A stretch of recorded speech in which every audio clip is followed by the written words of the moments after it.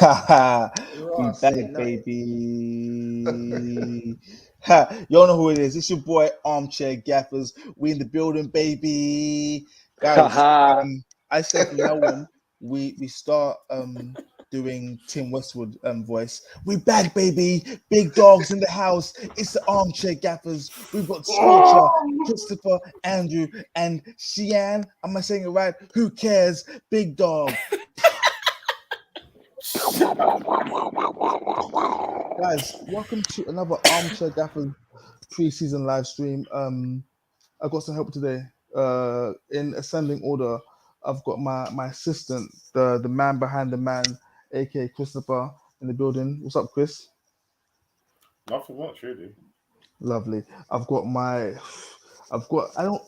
think Scorch is if I'm the peanut butter, Scorch is the jelly.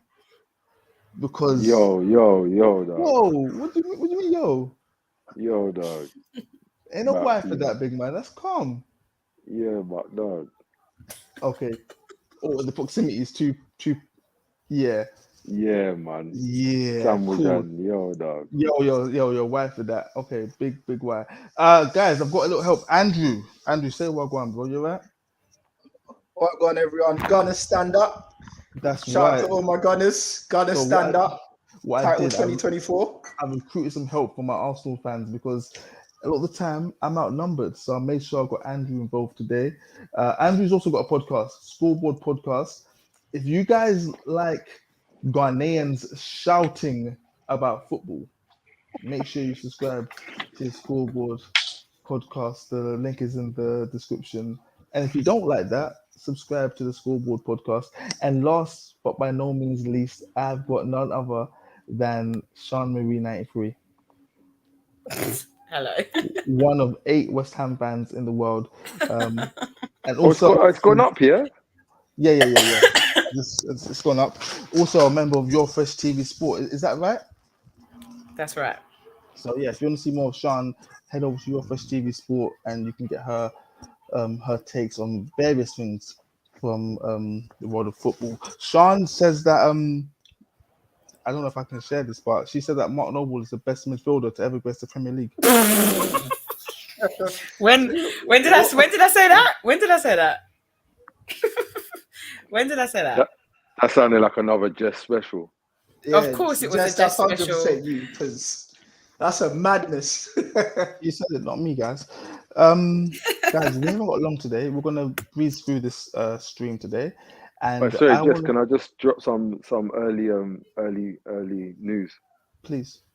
Neymar fined $3.3 million for installing a river artificial lake in his. Oh yeah, that's it.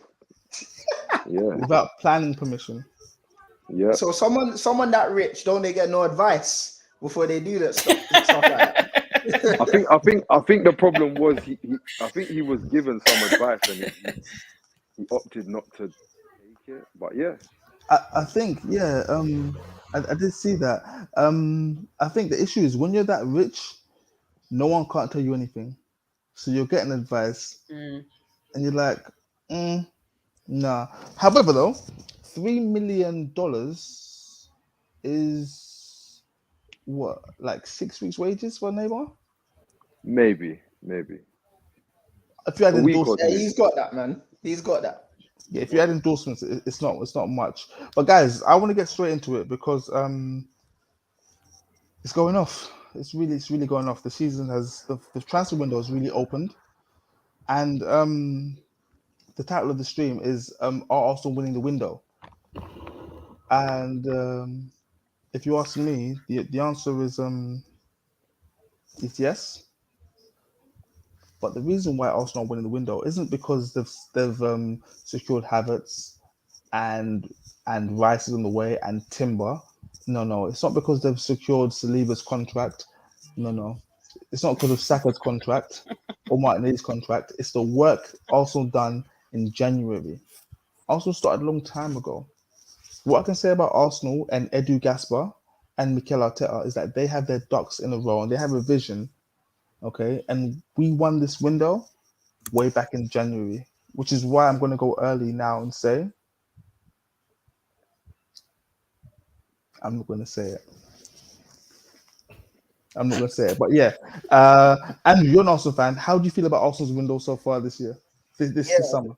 I won't lie to you, I'm gassed about it. Still, the reason why I'm gassed is because obviously we didn't end the season too good. I mean, for our standards, we didn't end the season too good. And then all of a sudden, you see that we're getting the exact profiles that we need. As you said, we're not only winning because of the type of the players that we've got. We're winning because we're getting exactly what we need. For example, we're getting Rice, who's going to be an upgrade on Xhaka. Big plus. We've got Timber, who's going to provide extra depth for us as well. We've secured contracts for Saliba, who's going to be the best centre-back in the world in like 2 years. Mm-hmm. And we're about to secure some more contracts in terms of Odegaard, in terms of Ben White as well. So we're securing depth. We're getting stars such as Rice. It's like, and what I'm seeing, is like Arteta is trying to, not imitate, but he's trying to bring back kind of how the Invincibles were, but the new gen Invincibles. Havertz kind of playing the Bergkamp role. Whoa. Wait. I knew it was about to come. No, I was rolling with it. I heard Declan Rice described as a star, and I was like, okay, you know. No. But I heard Dennis B. Yeah. I'm not gonna lie. I'm the New same. gen, I was the with new you up gen. until you said Bergkamp. New gen. I'm trying to show you lot about the new. This is No. This is the new. Hey, just is this So I what you was said? rolling with it, and I had that come. I said, no. Andrew, I need to stop you there. Guys, I need to let you guys know, I stand by Andrew 100%. Please continue, brother. I agree with everything I you're was saying. saying is that this Arteta's trying to form a new gen, and he's trying to imitate certain things. I mean, this is my take on it. He's trying to imitate, as I was saying, Havertz playing that AM role as the new so-called Bergkamp. This is a possibility. You've got Declan Rice doing the new age Vieira, because you know Declan Rice loves the runs. Like, see, I knew it was coming. Declan Rice, new age Vieira. No, we're close. I agree to an extent, but do you know who I think? Declan Rice is much closer to? Who? Petit. Okay. No. But I think Declan Rice is Petit and Vieira in one. That's what makes him 100 mil. Okay. That's what makes him 100 mil. You know what they say, a fool and his money easily. but like, just to land as well, I think because we're nailing so much of this, we're nailing the depth, we're nailing the issues that blocked us last season, coupled with the fact that I don't think City have the psychological prowess to continue doing it. I think we're winning the window up until those. And the psychological advantage of us beating City to rise, biggie. It's a big thing for us. So on that basis, I think we're winning the window 100%. There's no other team in the Premier League that's doing better than us. Well, I've got a team in mind, but I'll bring that in later. Sean, you are one of 4 West Ham fans in the world. How big of a coup is Rice for Arsenal, and how do you see Arsenal coming into this season? I think Rice, I said this from time, Rice going to Arsenal is mad, because I think that Rice and Odegaard together is going to be a problem. That's what I think. So I think that Rice going to Arsenal is a big addition for Arsenal, I think. And the thing is, what I think is difficult for Arsenal, or for any club basically that's going to compete with a City, is the amount of points that you have to pick up in order to compete with a City. Like, if you remember when Liverpool done it to the season before, when they didn't do it, they had to gain something like 20 points, something mad. So Arsenal are going to have to improve in your squad is one thing, but then there's playing these games consistently and picking up every single point that you can get, and not doing what they done when they drew again. Then they had those 4 draws in a row, whatever. You might have the squad, but you can argue that Chelsea had the squad and they roofed it. So it just depends, really. Sometimes big signings and having a load of big signings in your squad don't always answer your problems. So I don't know. I would like to think that they could, but I said that last season. Have Arsenal improved their squad from last season? I think we have a better coach than Chelsea had, and better infrastructure. Okay. Do you know what I think? Like, I think with Arsenal, I don't think the 11 in truth is like better, but I don't think that's what's needed for them to hit their targets. I think like Arsenal's problem was more of a depth or like being able to last the duration. Like I think like up against 19 teams in the league, I think for the majority, Arsenal's 11, even last season, can if they can put out their strongest 11, they give anybody a game. But I think the problem was overusing the same 11. And I think that now, when you look at the kind of players that they're bringing in, obviously, I can't really speak too much about Timber's injury record. But looking at somebody like Rice, he's durable. Like, he'll be there for the duration of the campaign. Like, I don't really see... I see him playing, like, you know, if necessary, 34 games if need be. Like, if need be. And I don't think that's needed, to be honest. I don't think Arsenal need Declan Rice to be any more than 6 of the teams in the Premier League, being honest.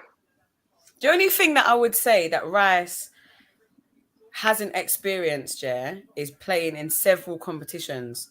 And that's what he's going to have to do at Arsenal. He's going to have the league, the Champions League, all the cups. West Ham are knocked out early doors of those cups. So really, this season, let's say, basically West Ham decided we're just going to piss off the Prem. We're just going to roof that, basically, for the sake of the European trophy that they won. Pretty much, they couldn't compete in both. They were struggling. So now you go to Arsenal now, and you're looking at Arsenal are, you know, they've won the FA Cup how many times? So that's another competition they're going to want. Champions League they're gonna want. They won't get it, but they're going to want. And then the Premier League they're going to want. There's Carabaos. Do you know what I mean? You're talking about bare different cups now, and like Scoot said about being durable. This is going to be Rice's acid test to see how durable he really is. But no one's answered my question. Have Arsenal improved their squad from last season? Yeah, in terms of the squad, 100%. Yeah. 100%. Last season, Arsenal finished 5. I thought it was 6 points, but it was actually 5 points behind Manchester City. So, with the additions they've made, the lessons they've learned, have they earned another 5 points to close the gap on City from last season? Yes, I agree. I think so. However, do you know what I think though? It's a lot like like when a boxer's got a fight against like a lesser known opponent, sort of like AJ Ruiz, like he blinked and he ended up in a fight that was a lot more serious than he realized. And I think that was Man City with Arsenal last season, whereas I think this season, Man City go into the season taking certain games a lot more serious than they did last. 100%. Like last season, they were looking at Liverpool and Chelsea and saying, "Oh, rah, this is ours." Like, let's just get down the back straight and bring it home. But the problem was they blinked and Arsenal had a crazy lead. Like, it was like, rah, that the guy, the pace setter, 800 meters, he's still going 1600. See Yes. the guy, he sets the ting and then like he drops out with like two laps to go. They blinked, and he was slowing down, but he was still chugging along. They're like, right. Another thing, Scorch and guys, is that last season City had to adapt to having Erling Haaland in their team, having a number 9, which they didn't use for some time, and this season they're going into the season already set. So another question: so someone crap at football? He's not very good at football, Haaland. We need to just admit, guys, that Haaland isn't very good at football, but he will score. But we're saying Arsenal are stronger now than they were last season. Man City have lost Gundogan so far and got Kovacic. Are they in a similar position to what they were last season? Are they weaker or are they stronger? And that is for you, Chris. I would say, I would love to say, that City are just going to be like weak and the midfield's all going to crumble, but it's not, because they've got midfielders, and I think Pep does a job of teaching everybody their role. So you've got the backup for the backup. So if it doesn't go right with your backup, you've got the next guy to come in. I think Calvin Phillips sitting the bench for the majority of the season last season. I don't think that's by accident. I think that is also, you kind of need to learn a little bit and let's see what happens. I think they've got other players to play in there. So I don't think City are ever going to be weaker because Pep teaches everybody the same thing over and over. So anybody can really go into that position and kind of do it. Now, will they miss be as good Gundogan? as- That's the question I really meant. Gundogan's gone, and we here on Armchair Gaffers No. and at Your Fresh and at the scoreboard, we know how pivotal Gundogan is. Will they miss him? If yes, how much so? If no, why? No, I don't think they will because they've got players for the midfield Scorcher, will they miss can Gundogan? slot in. So no. Yeah, like because what Gundogan offers is so much more than like Gundogan isn't. He's not. Oh, when the sun's shining at the start of the season, look at me. He's when this is the stage of the season when it's getting a bit tricky. The games are getting a bit harder. The points mean a bit like at the start of the season, you're just like chipping away at, like when you play like lower table teams, they're still speculating like, yeah, like, all right, cool, we got 12 out of the 40 points we need. When there's like 30 points available, all them points start to mean a lot more. And that's when, in my opinion, that's when I really see Gundogan step up. Like Gundogan steps up when KDB isn't around for whatever the reason may be. I think another thing as well that everyone's missing out, like even I missed out, was Foden last season. Like he had, I don't know if he had like a abdominal surgery or something like that. So like, I think him coming back in the mix somewhere, not sure where, but him coming back in the mix of things, I think he'll probably take a more prominent role. And I don't necessarily know if that makes it better, but I do think that more than enough for them to help win the league. And you also got young Rico Lewis. Like he would have had his experience last season. And Sergi Gomez, I watched him in the under 21s, and I'll be surprised if he don't start getting a lot more minutes. Okay, cool. Sean and Andrew. Sean first. Are City stronger or weaker? But before we go there, we've got a new subscriber, I think, or new watcher, AFC. Who you guys support? We all support Leighton Orient. Never. And Tranmere Road. Tranmere? What? Tranmere Rovers. Tranmere? Is that what Yeah. Tranmere. Transmere? What? What? Anyway, Yo. guys, let's where's my camera? Sorry guys, I'm on the sofa. I wasn't meant to be here today. We're gonna move on to a different subject, okay? Because we're not here for long today. We're here for a good time, not a long time, guys. There's something else that caught my attention this week, and I didn't like it. I was very upset with what I saw. Let me see if I have the image to just express my displeasure at what I saw. Yeah, God. I hated what. Listen to me. Listen, this was the one thing, yeah. This was the one thing, yeah. I prayed to God that Man United wouldn't do, sell De Gea, because I know this guy's costing them goals. Apparently, they're selling De Gea. Like this, I had to get him up. What? Apparently, they're getting rid of this guy and they're getting Onana. That's not what we want. We wanted them to keep De Gea. And yeah, go on. But before we go into whether it was time for De Gea to go or stay, Chris, as a United fan, what are your thoughts on the manner of his departure from Manchester United? Because apparently he was offered a contract, he agreed to it, he signed his part supposedly, and then the contract he was offered was rescinded. Manchester United Sporting Directive. Manchester United Sporting Directive decided to withdraw the contract they offered to David De Gea, the last member of your team that's won the Premier, that's tasted Premier League.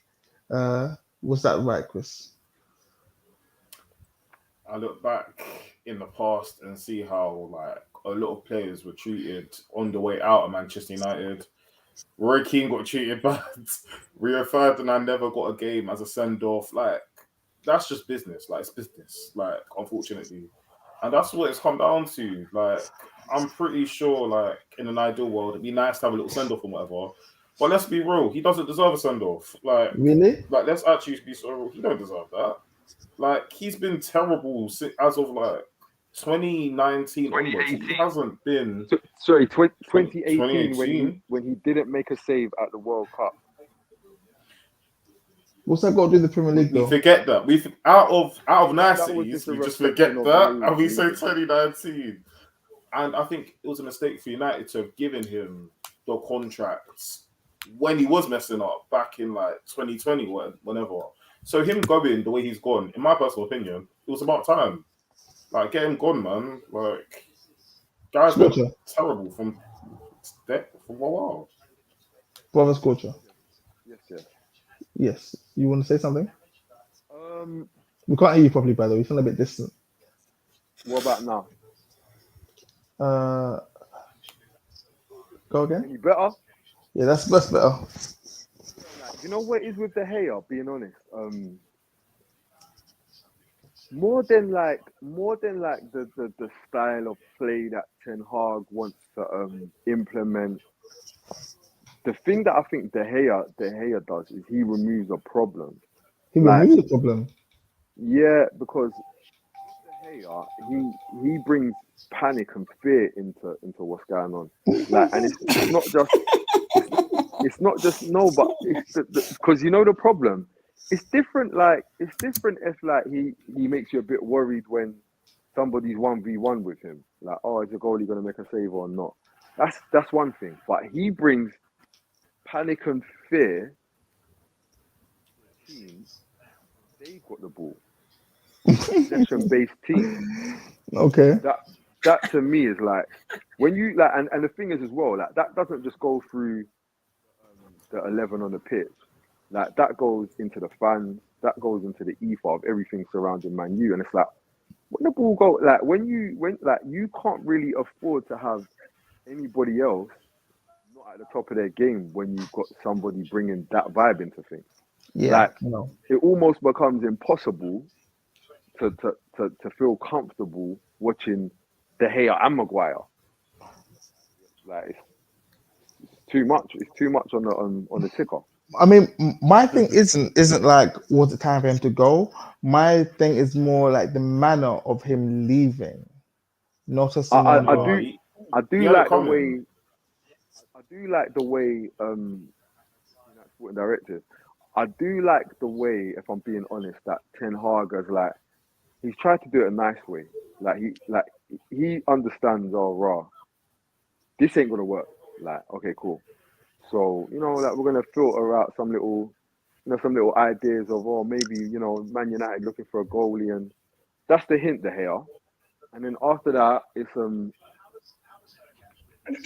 contract offer, but it will be on reduced wages. That's the hint here.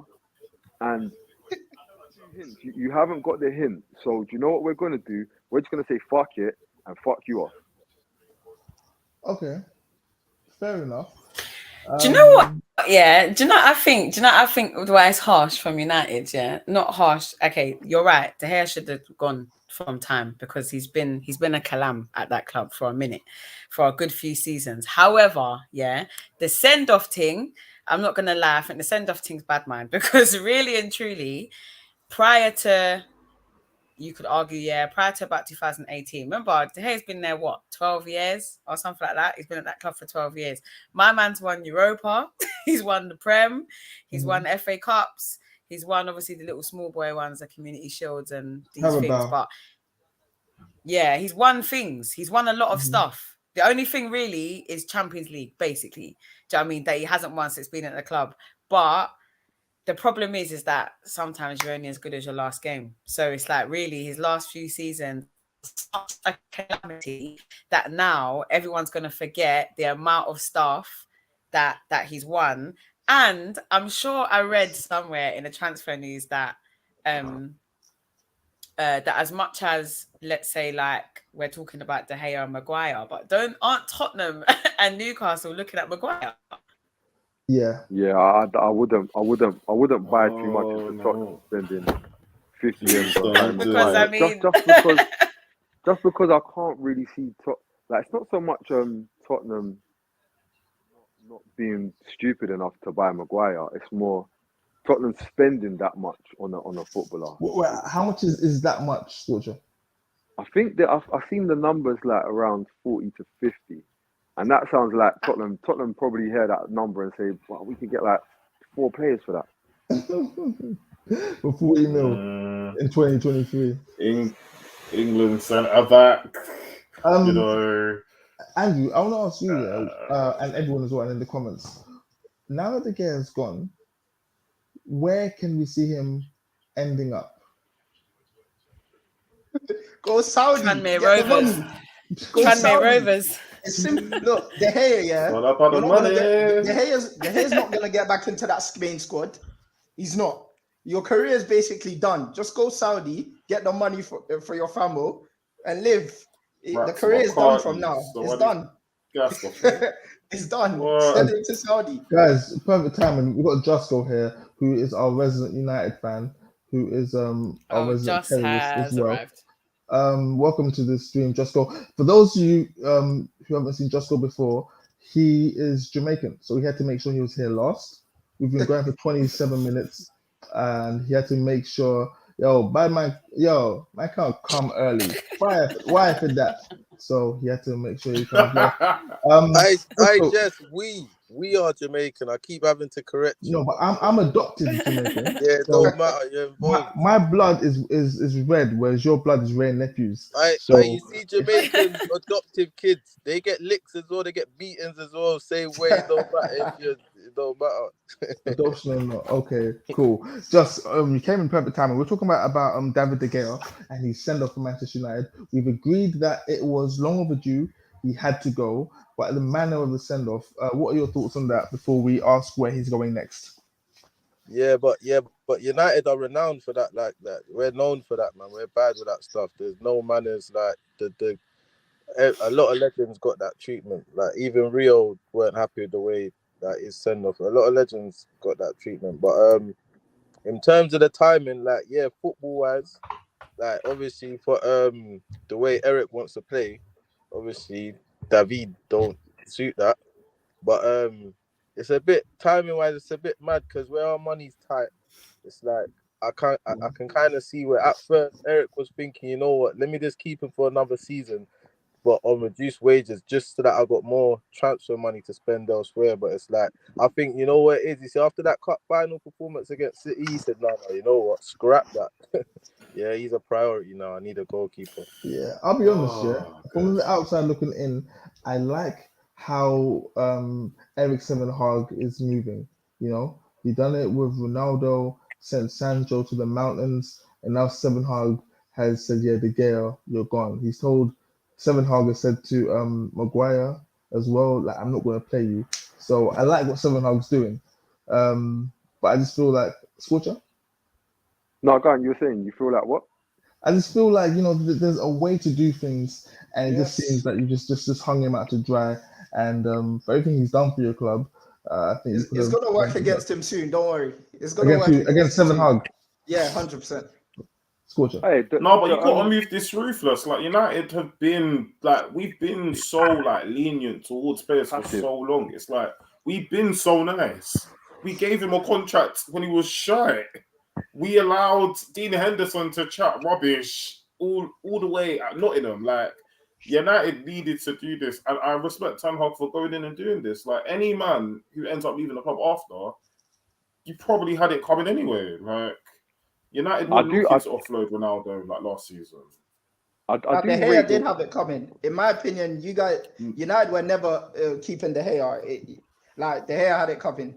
They were never keeping him. 100%. If United wanted to move forward, you can't keep De Gea. All right, question. Yeah. Question. Sorry, quickly. I do like the way that United are dishing up Henderson though.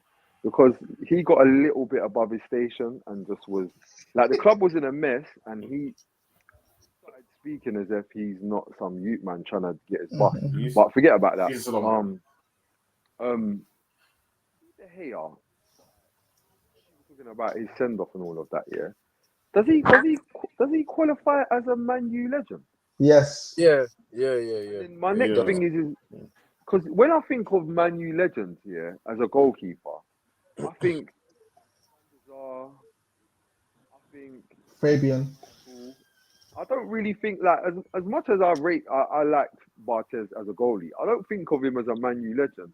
And I think like you see like period of time, yeah, like tenure. I don't really know that qualifies you as a like. Obviously, it's not for me to say, but if I'm Man U and I'm thinking, Ski has been a bit ropey for about 4 or 5 years. Not really sure that's legendary because that's you're coming in. But he has United- won the Premier League with them. I know they also carried him because he was getting punched in the face at corners every corner. Yes. So they kind of worked around that and made it. And then don't get me wrong, he did become maybe the best goalie in the league. But I don't know, like does he qualify? Like yeah, in my opinion, Premier League legend. I'm trying to No, work out how He's a he fact. would be a Man U legend. because of his era at United, he won the title. Well, actually, guys, United fans, just go. Chris, is he a United legend? Because I look at him and I look at the time he spent there and the fact that he's won the Premier League. I say, yeah, United legend. But then, could it be that he is part of the reason why they've been bleeding these last 10 years? No. He's just No. with De Gea, yeah. With De Gea, he's definitely a legend. But it's like when you say, oh, like you can only beat what's put in front of you. Like when teams kind of get watered down with, yeah, they won stuff, but in this time frame, the Champions League ain't as competitive and stuff. It's the same thing with him. Obviously, he's with a dead generation of ballers, but as the goalkeeper, has been the standout. Oh, if you're talking of that whole period of time, he's been the standout. If you check how much player of the season trophies as a goalkeeper he's won, like it's ridiculous. But it also just shows how dead how meaty the team is. But Yo, I think overall you have to give him legend status. And don't get it twisted, like at his peak, like but what happened with De Gea, yeah, is football moved on, innit? Oh Like, my days, Josco, I was gonna football say moved on. So like you the see same him thing, bro. ability wise as a goalkeeper, like an old school goalkeeper, like probably apart from the aerial like presence, like just stopping the ball going in the back of the net. Like he's undoubtedly class, like undoubtedly. But football moved on, innit, where you have to do more. You have to be able to train with. You have to do Onana where he's playing up front in training and them thing there. Like if you can't do that, then it's dead. And that's what happened with Spain. He don't even make the Spain squad no more. Like that's because football moved on, and that's what happened with De Gea, innit. But I honestly feel like Ten Hag was kind of forced into getting rid of him this year. He obviously didn't want De Gea, but he was gonna keep him because remember De Gea still won the Golden Gloves this year. He still won the Golden Gloves this year, but he was gonna keep him. Come on, man. He was gonna Why does keep everybody him. keep saying that? He did though. It's a fact. He did. No, Martinez, and No, but there Varane was a and period when Shaw. we had Lindelof and Shaw as centre back, so man can't even put it just down to Sure. Martinez and Varane. But I like that you said that though, because when I mentioned United defenders for like team of the season and that man said, but yeah, I think he's definitely a legend. Definitely. A legend. Cool, Justin. No, that's true. There's a comment on screen via one of our Twitch streamers, Riley Freeman Ook. I'm joking. Riley Freeman UK. He's been the main keeper through United's worst period within the Prem. If he's a legend, then the bar is in hell. Yeah, everything he But said. what do you is correct. expect him to do though? Like, do you expect him to say no? Because we're asked today, I don't want to play. Can somebody else come play? No, like he's got to do his job. Like when you look at David De Gea, David De Gea's been a neat and tidy goalkeeper. Like you can only save your team so many times as a goalkeeper before goals start flying in. Like, let's be real. Like the defense in front of him at times was shambolic. Like when we got slapped at home, like the season before. when we got slapped like 5-0 in the first half. Like, how many of them goals were down to him? Like, United have been asked for years. Like, since like 2011, United were asked. Like, and it's like, what do you expect him to do? One thing I would say, like, is that because football's changed and evolved, and the skill set that's required for a modern goalkeeper, like everything's been slightly adjusted. Like Ederson, for instance, couldn't like hang with De Gea in terms of shot stopping, but what he offers on the ball makes him useful in a different way. Yeah, I think he's underrated, like with his goalkeeping ability, though. Yeah, like who, Ederson? Yeah. But I get your overall point, but I do think he gets overlooked with his like goalkeeping ability. I think he's decent. So mid, but that's my opinion. But De Gea, though, being honest, I've never ever looked at De Gea, even like when United have been in a bad space. I've never looked at De Gea as a leaky goalkeeper, flaky goalie. Like I've never thought that at all. I just think like the way football's going now, it's just drawing him out. A bit like Hugo Lloris, who's even further down that same road. Like he's at the finish line of the you're bleeding now because football's changed. And as me, coach, I feel no, that's true. You're bleeding because football's changed, but I feel as well that United fans are probably the only set of fans that are worse than Arsenal fans. Yeah, you guys are moaning about a keeper who, okay, cool. He throws the ball into his net 3 times a season. Okay, only this season though. Only this season. However, he gains you way more points than he loses you. But you guys are just being too snobby right now, and you're forgetting about what he brings to the table. And now you're going to learn your lesson. You're going to get Onana who can play out from the back, but it's going to open up a whole another new can of worms. Can he shot stop like De Gea? That's the question. We exactly. We don't know this. Most of us first saw Onana in that Champions League final the other week. So let's not pretend that we're. No, I've been watching it from Ajax. Hey, I'm just saying most of us. By most of us, I mean everyone in the football world, like in this country. Sorry, everyone in this country, because we're not watching Serie A week in, week out. We're going to move on from De Gea, but we're going to stick on United. Have you guys seen the state of Jadon Sancho? Yeah, but is that real? Oh, come on now. Is that real? Was that photo real? That's the first question. Let's not do this.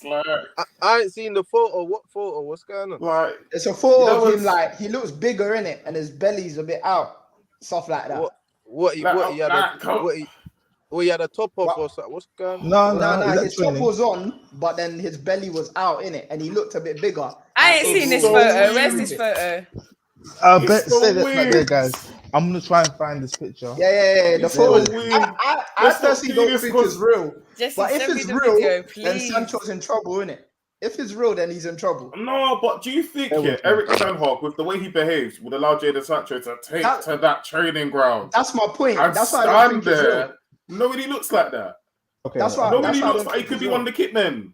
No. Do you know what is? I hear what you're saying, but the problem is it's 350 quid a week coming out, and when that's the case, regardless of what state he turns up in, now do you know what it becomes, Chris?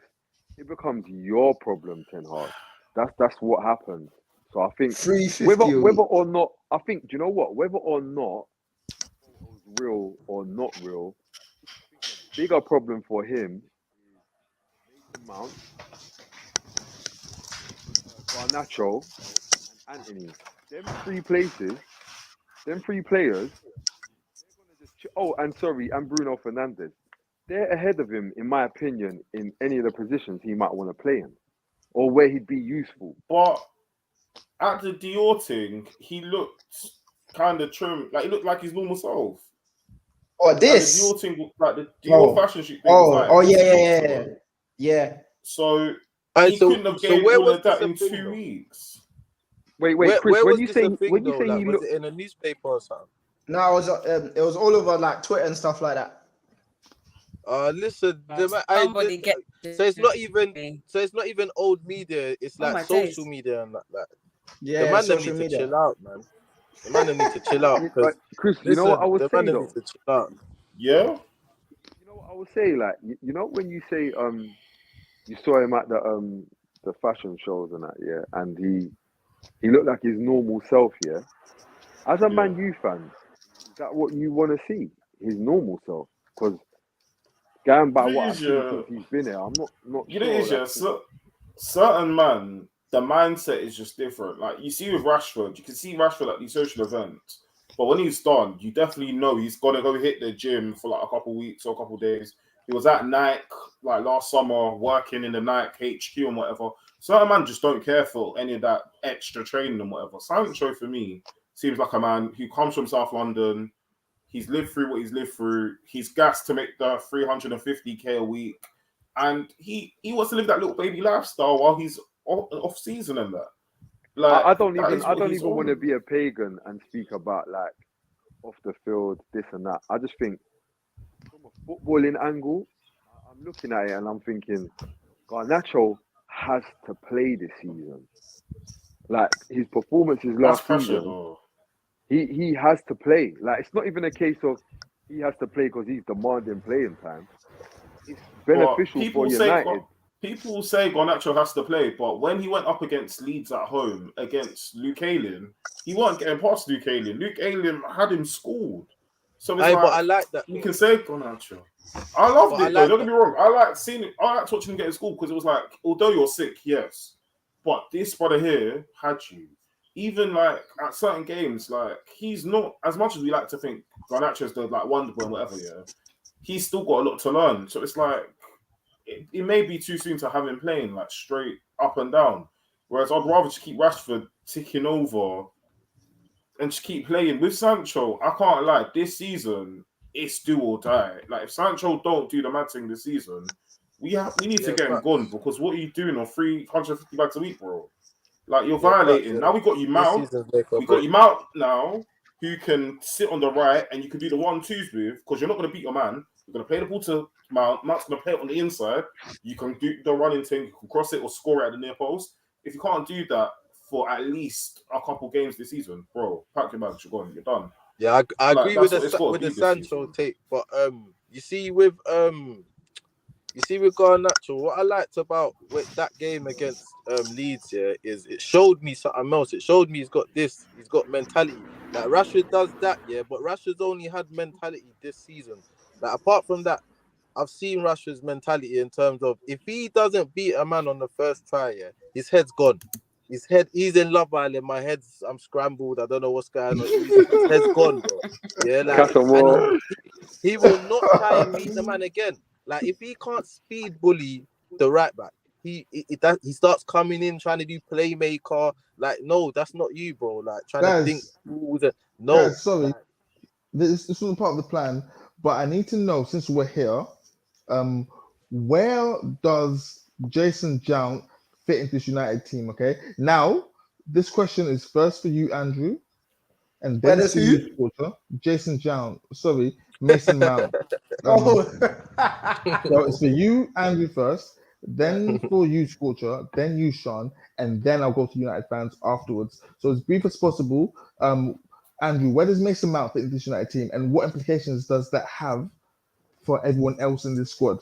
Andrew, you've got 10 seconds. 5, 3, 1. I'm joking. Yeah, I think Mason Mount. First of all, I was puzzled why they got Mason Mount, especially when Bruno Fernandes is in the team. However, what I'm thinking is they're trying to make Mason Mount play a bit more deeper and be kind of a pass-heavy midfielder so that they can have a bit more fluid gameplay than they already have, which was an issue for Manchester United. Go on. Scorcher, do you hear what you just said? Yeah. Pass-heavy midfielder. Is there anything you want to add to that, Scorcher, but before he goes back in? He's not very good at passing. Thank you, Andrew. Back to you. Exactly why I was a bit baffled, but that's the only logical way I can see Mount starting alongside Bruno, unless Mount takes Bruno's role and Bruno goes a bit deeper as well and does that. Cool. That's the only way that I can see it fitting. Cool. Scorch, I said you next, but I want to get Sean's opinion because I might need you to just interject real quick. Is that cool, brother? Yeah, sure. Sean, so where do you see Mason Mount fit fit into the United team, and what implications does it have on the team as a whole? Go. I actually don't know. I'm not sure where he's gonna fit. The only thing I did think was that because United seem to be doing a bit of a clear out on the bad attitude right now, I thought that possibly to give Fernandez a little bit of a your tantrum thing, basically, because otherwise I'm struggling to see where they're gonna really fit. I've never saw Mason Mount as a United player, so I was quite shocked that he's gone there. But that's the only thing that I can think of is that Fernandez has been on this tantrum business for a hot minute now. So maybe Mount's in there. You know, we got the Mason Mount's the proper English player, just cracks on, gets on with the job. Do you know what I mean? Won't cry about stuff. So Finishes I 12. reckon that is probably there, to give Fernandez a little bit of We're saying behavioural 4-4-2 control. settings, yeah? Almost. We're saying 4-4-2 English, proper English. That's what I think. Okay. Yeah, You know but what? I do Fernandez think is I getting do. the armband, so it can't be. No, it can't Joshua, be you a can't behavior. speak yet because this is non-United fans first, brother. No offense, my friend. I'm so sorry because you people are known to lie, okay? Which is why you and Chris are coming in last. Sorry, brother. Nothing personal, but I need everyone else first. Scorcher to you, mate. Sorry, Joshua. Nothing personal, brother. Forgive me. I fully agree though. Like I see Mason Mount. Like I think sometimes we get so caught up on like the tactical aspect of a signing, but you know, like in like Serie A and that, yeah, they always say before you sign the player, you sign the man. Like, and I think that's something that they say. What does that mean? The character, the attitude The of the man. character in that, innit? Okay, But they do sign like Lukaku's and that. But anyway, forget that. and Moise Keane as well. Yeah. Oh, raw. Don't. Yeah. Hey, Souness. But yeah. I think like I do think perhaps like with Mount, it could be a case of like changing the culture a little bit. Like, I do think it's a bit of I think Mason Mount brings a bit of a cultural change like to what we're doing. Like it's a bit of that. Come on, lads. Like have a go. Like positive vibe. Do the Gaffers' instruction to the best of your ability. Bleed for the badge. All of that. Happy. He's also as well. That's buzzing to be at United, and it's bigger than him. Like it's not just a case of he's happy to be here for the money. Like His family, his whole family are into this. Like they're proud. They're so proud for their son to be at Manchester United sporting director. And I just reckon. I reckon sometimes like vibes like goes a long way. Like even like West Ham, for instance, like Souček and Kufal, they're not really sick. But you see how much they want to be here and how happy they are to be here. Like they sold out. They nearly had all of the tickets for the final, just them two alone. You get me? And I think sometimes the vibe goes a long way. Like this is not a player that's coming here to do Man U a favor. This is not a player that's coming here fighting in his personal life or to get more followers. Like this is a youth that's coming here and he's actually going to give his utmost to be a teacher's pet. Do what the managers are, and make the coaches happy in training. He's going to do all of that. Okay, Scorcher, thank you. I really appreciate what you said, but my questions were not answered at all. Yeah.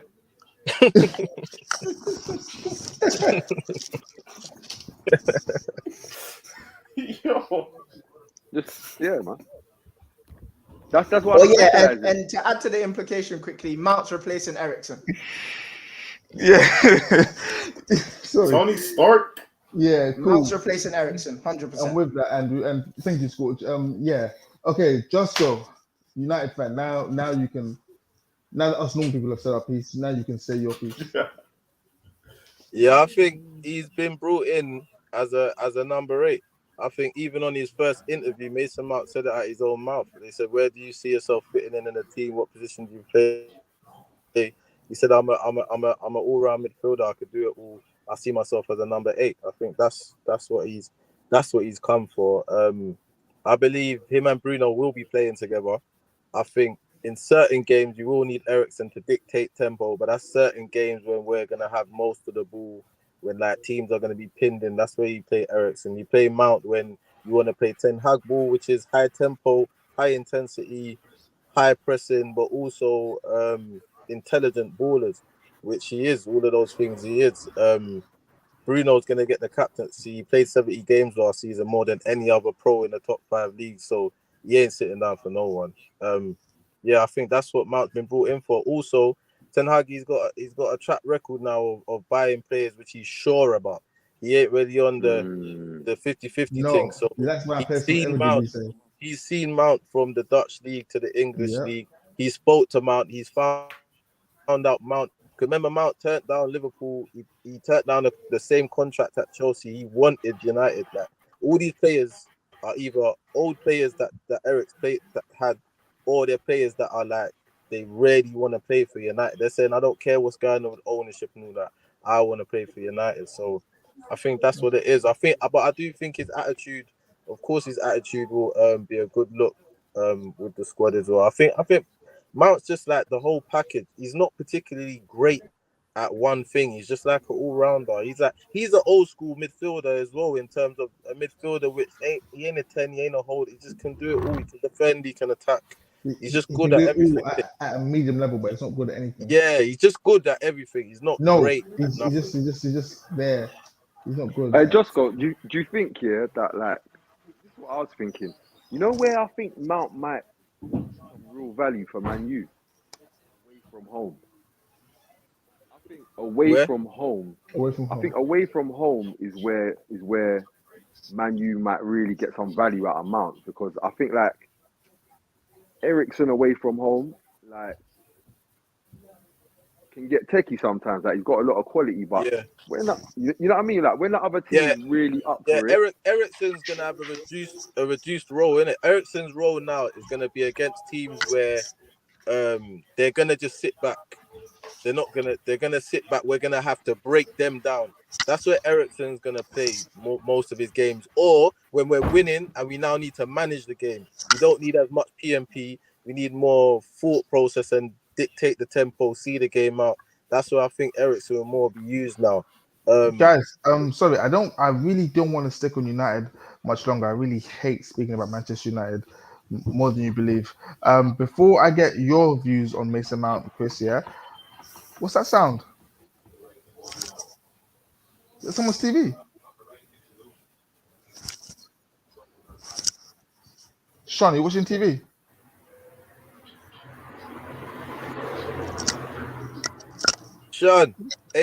Sean's turned AI, bro.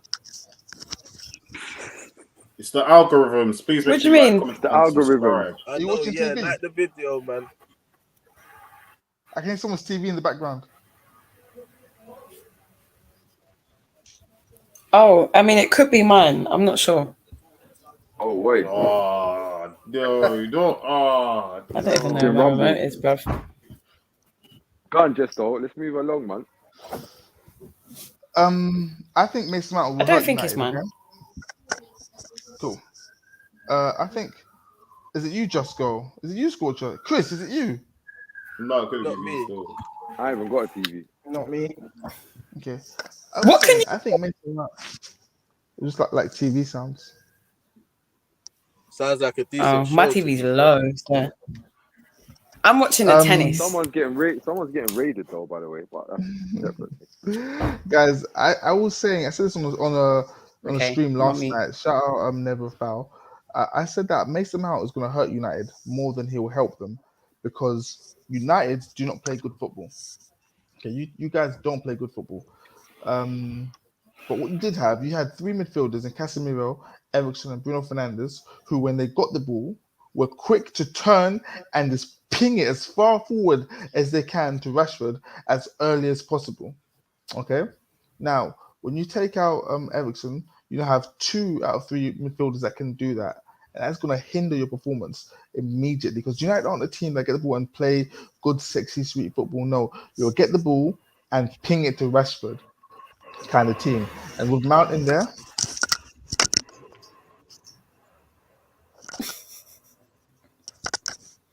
with Mount in there, I think that's going to hinder your one. You have two styles of play. One is counter attack, and one is hit Rashford early. With Mount playing, I don't think you can do any of those two things, and I think it's going to hinder you guys, and you're probably going to finish sixth, if I'm being honest. But don't you think though with Mount though, here's the He big gives you difference legs, between though. Eriksen and yeah, like I think like with Mount though, the difference is he can be ball safe. Like Mount can actually get the ball, travel, like ride a challenge, like get. Not I'm not even saying beat a man with skill, but get past his players. Like I feel like You know, Mount brings a different kind of bite and edge to the midfield. Yeah. I think I don't sometimes know. it's a balance thing. I don't know if anybody watched that Sevilla game where Bruno was suspended for that game, yeah. But that was like the worst I've seen United play under Ten Hag. Like that battering at Anfield was bad, but tactically, watching them against Sevilla with no Bruno Fernandes was disgusting. Like So you their need man, Bruno. they need Bruno, but at the same time, what happens if you can't have a Bruno? Let's be real. Ericsson plays like he's on 5%, like all the time, like his heart's on 5%. So you need to always get by. So if you can't buy Badon, you've got man like Mason Mount. And Mason Mount, if Bruno is playing, it's going to be more on the right. So he's going to play as an 8 on the right to link up with the likes of Anthony or with the likes of Jadon Sancho. Because the issue is, yes, he provides balance. He provides balance. It's nasty when you're watching United and all we do is play off the left because teams know that United plays so heavy off the left. And it's just like, guys, this way. Let's just leave Anthony over there because Anthony ain't doing enough for the rest of the game. And that's what ends up happening. So United always get locked off from the left. And the minute you lock us off from the left, nothing's happening from the right. So a lot of the times now, when you got a Mason Mount, it's a link-up team. It's a quick 1-2, and player's gone. Now, that frees up Casemiro from having to play all them long balls and start pinging it and stuff, and just allows him to sit back and just kind of like screen the back line a lot more better, in my opinion, personally. But Mason Mount, I like it. You know what I think more than anything Mount brings? I just think he brings balance. Like I think you see, like Anthony, like everyone was talking about output. Balance. Is he worth the money? Yada yada yada. But the bottom line is Anthony, when he's on the pitch, he helps the team to just function how Ten Hag wants it to function. Is it like the highest level? Maybe not yet. Is he adjusting to the league? Yeah. But I think that with Man, it's just a case of he just brings balance. Like he might not be too far in one direction or the other. There we go. Lovely. Cool. Mount complements the whole team, bro. Okay, well, I'll reserve judgment for now until I've seen him flop until Christmas time, and then we'll get into it. Before we move on from United, guys, can we just say a prayer for Edwin van der Sar, who's as far as I'm aware is intensive care, following a bleed on his brain.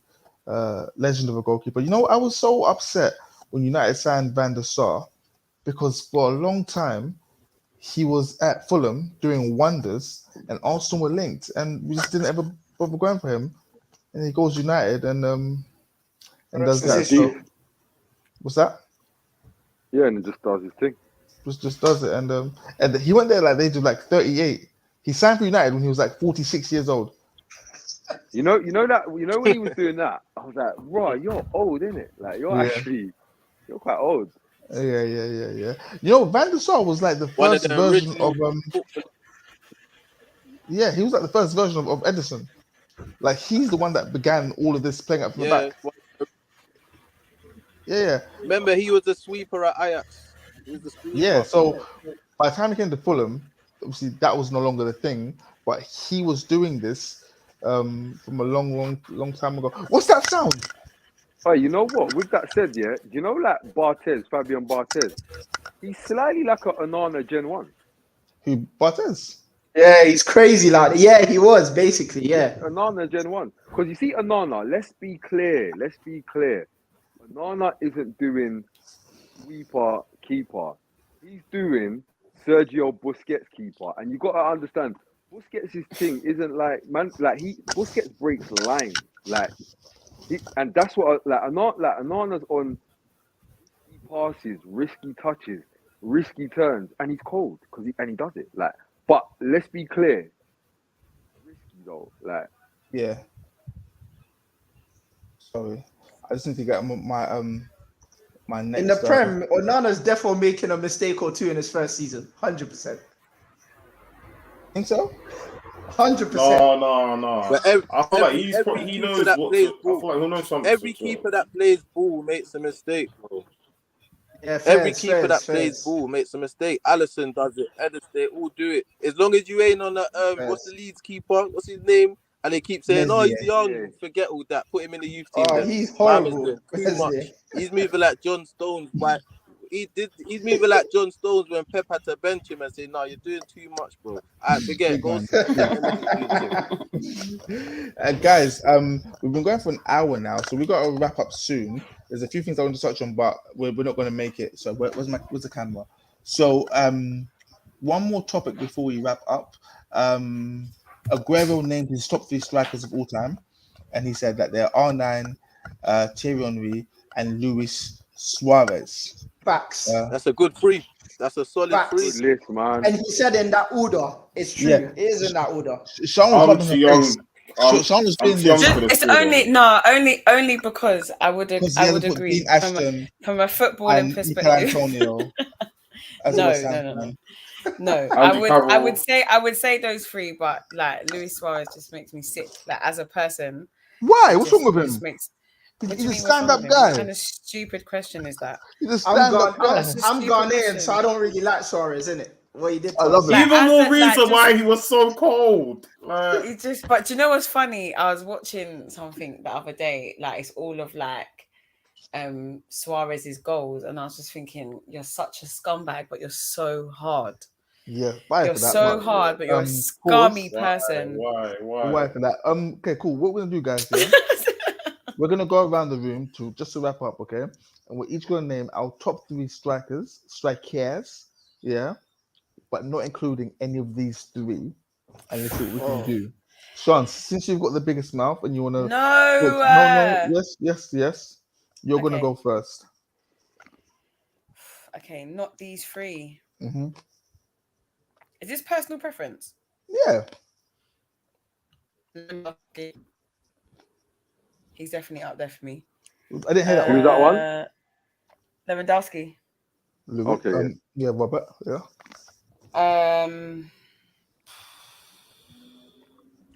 R9. It was Ronaldo. You can't name him. Why? He's in the list. You can't name anyone in this Oh list. shit. Oh yeah. That's hard to top those 3 though. Okay, It's I'll hard. go. It's because you're dilly-dallying. I'm gonna say Yeah, go on. and this is random players like this from all over the world, okay? I'm gonna say Ian Wright, Dennis Bergkamp, Robin Van Persie. Such a bias. Hey, what we can go back there. We can go back. If you're there. going back there, I've got 2 that are absolute thrillers. But yeah, when you lot are ready. Well, so you can even put as Zlatan in there. You say whoever you like, apart from Ronaldo. Zlatan, What? Ibrahimovic, sorry. Lewandowski, and I'm going. Oh, Andy Johnson. You can dash a Pele in there then if that's where you're going. No. Pele. All right, let me go, because you lot are wilding. I'm gonna go Batistuta for the everything. Wow. Batigo, if you just Batigo, whatever okay. it is you want, like the Batigo. PMP, the Mazar, Batigo. If you want guys that score in streaks, Batigo, alright, cool. Then my next one, you snake, you rat. How do you know? I know you. You knew. I know you. But then I got another one. This one, man won't agree with this. But Hold on. This one. Wait, give me a clue. It's for the big games, the big occasions. Filippo Inzaghi. Good try. But this one is for the big games. This is not for 40 goals a season. Ole Gunnar Solskjaer. 30 goals. No, this is not for that. This is Didier, the King Didier. You have a big game. Drogba. It's a cup final. Drogba. There you go. Drogba. There you go. Fair enough. Batigo via Drogba. Chris, by the way, guys, before we go on to Chris, pause. Chris was born in the year 2002, I believe. So yes. Just bear that in What? mind.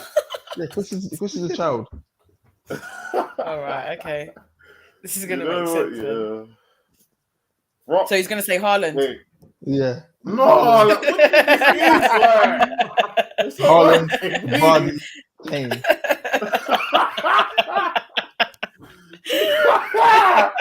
Oh no! You know what? Yeah, I would probably say like Wayne Rooney for me, like definitely. Scott Yeah. to be Rooney. Yeah. Really, like, you know, sometimes after a long day of work and being abused by customers from in the kitchen, you just go home, turn a bit of Wayne Rooney, and you just really. Turn on a Um, bit of Can I ask Wayne you a question? Rooney. Chris, can I ask Yeah. one question? Yeah. Talking about Rooney or We didn't hear that. Wait, say that again? talking about Rooney or Wazza? Because they're different guys. I'm saying a bit more reformed after Ronaldo's left, kind of Rooney. Wazza. I'm saying that like that Wembley against Barcelona kind of Rooney. I would then say I'll then go for Berbatov, you know, like Berbatov for me, like Wow. see Dimitar Berbatov, yeah. Shocking. Dimitar Berbatov was different, man. Like people talk about Griezmann today, people talk about these kind of no. Berbatov started it all off. Like Berbatov was different. Like I watch Berbatov stuff sometimes. I go into my garden, I get a football, and I try to do the little touch. I try to do the Paddy McGinn spin, Yeah. and then I realised that Stop like it, Chris. You named no two. human can Rooney, do this. Berbatov, and who else? I'd go Karim Benzema, you know. Oh, Benzema, I was just about to load it on my phone and be like, what? No one gonna say? Yeah, cool. He's the. I was thinking like, about see, like, Benzema. I was thinking about Benzema still. Same. I think about Benzema, and I feel like when Ronaldo was at Madrid with him, like I just feel like it was a waste of time for him being there, man. Like he didn't get to shine like that when Ronaldo was around. Fine. But, When the- yeah. one of the greatest of all times is in your team. Andrew, who have you got? I got Miroslav Klose. How can we forget about him? Back. How can we forget about him? Wait, I got hold on. Are you talking the one that does the front flip? Yes. Cool. Right, cool. Yeah, 100%. cool. And then I got, this is my personal preference because I like how he plays. I like the PNP that he's got as well. Aguero. This is my personal thing. And then I'm gonna end it because I'm about the goals, innit? I'm about straight to the picture. So I'm gonna go with Lewandowski because he bangs the goals everywhere he goes. It's as simple as that. What does he get to take my one? Does that what? Can he have that? Yeah, you can have that. Yeah. What did you Okay. say, Lewandowski? Yes. I got many. I'll go for Drogba. That was the first one I said. Drogba's clutch. He does free kicks, everything. Yeah. Okay. Hey, guys, can I just throw two things out there? Yeah. We was really taking a fucking piss when we was comparing Benzema and Higuain. That's one thing. Oh, I forgot about Higuain.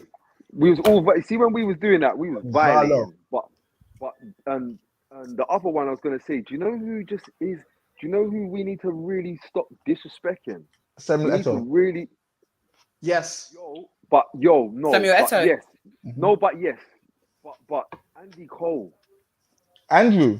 Guys, I'm gonna be honest, yeah. Disrespecting. Call me a lunatic, yeah. I need to know: is there a difference between prime Andy Cole and prime Emil Heskey? I just need to know. Yes, of course there is. You're bullying it. You're violating Andy Cole.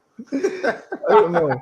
That's a violation. I'm just asking the question because a lot of people are thinking the same thing. who's thinking the same thing? Everyone Apart from the you. chat, everyone in the chat is thinking the same thing. Okay, cool. So I think we agreed that my list was the best list. Robin van Persie, Dennis Bergkamp. Nah, not Van Persie. And forget Van Persie. Who was that one that I mentioned?